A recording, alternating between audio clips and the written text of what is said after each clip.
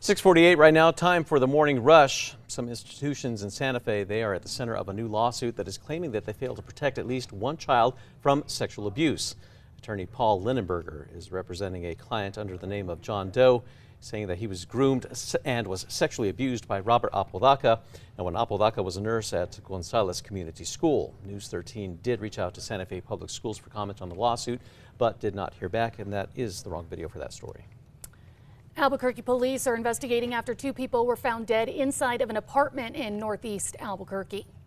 Around 4:30 yesterday afternoon, officers found two bodies at the Olympus Encantada apartments near San Pedro and San Antonio.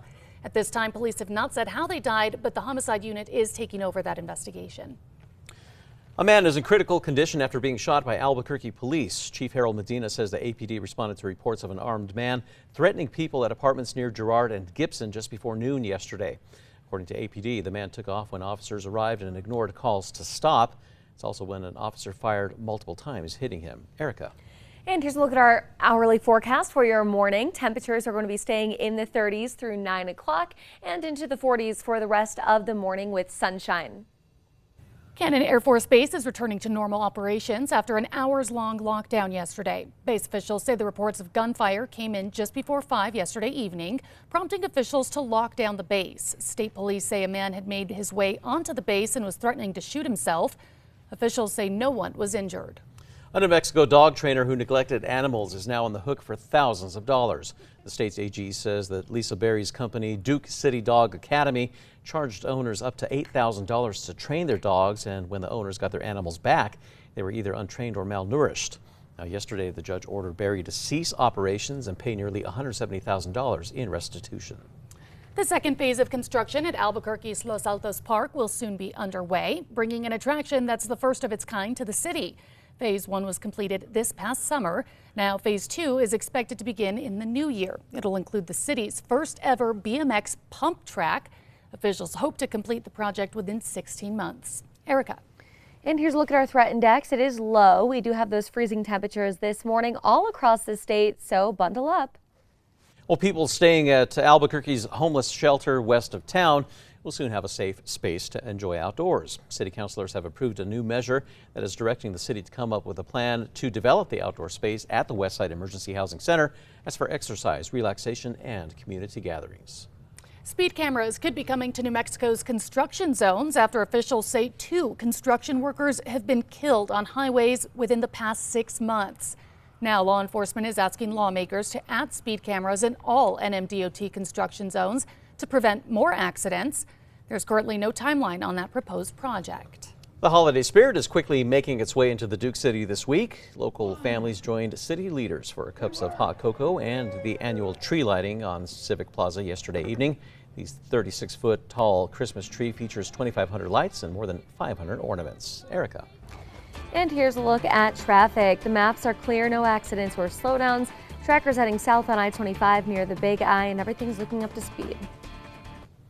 A loose moose is collecting a herd of followers on social media. As of yesterday, the young male moose on the run has now gained more than 18,000 followers on Facebook. Fans are tracking the bull's journey through Meeker County, Minnesota. Time now for the 5 facts. At number 5 this morning, the Luminaria tickets for the Luminaria tour will be back on sale this weekend. You'll want to reserve those. The annual bus tour takes guests to check out the Luminaria displays in Old Town as well as the Country Club and Huning Castle neighborhood. Tickets go on sale at 8 on Friday morning. In recent years, they've sold out in a matter of hours. At number 4, people staying at Albuquerque's homeless shelter that is west of the city will soon have a safe place or space rather to enjoy the outdoors. City councilors have now approved a new measure that is directing the city to come up with a plan to develop that outdoor space that's at the Westside Emergency Housing Center, and that would be for exercise, relaxation, and community gatherings. The project will use $75,000 that are already dedicated to homeless service projects. And number 3, it's going to be a cool day, but still a bit warmer than yesterday. Temperatures will be back into the 50s for most of the state, west of the Central Mountain Chain, and 60s for the Eastern Plains. We will see those temperatures just a couple degrees warmer than normal.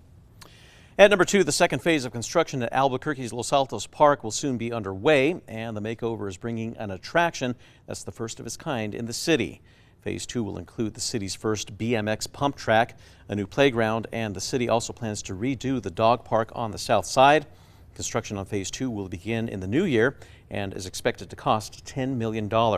Officials say that they hope to complete that project within 12 to 16 months.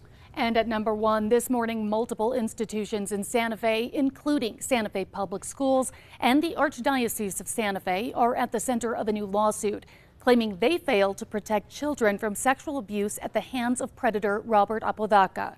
Attorney Paul Linenberger is representing a client under the name of John Doe, saying he was groomed and sexually abused by Apodaca when Apodaca was a nurse at Gonzales Community School, where John Doe was a student.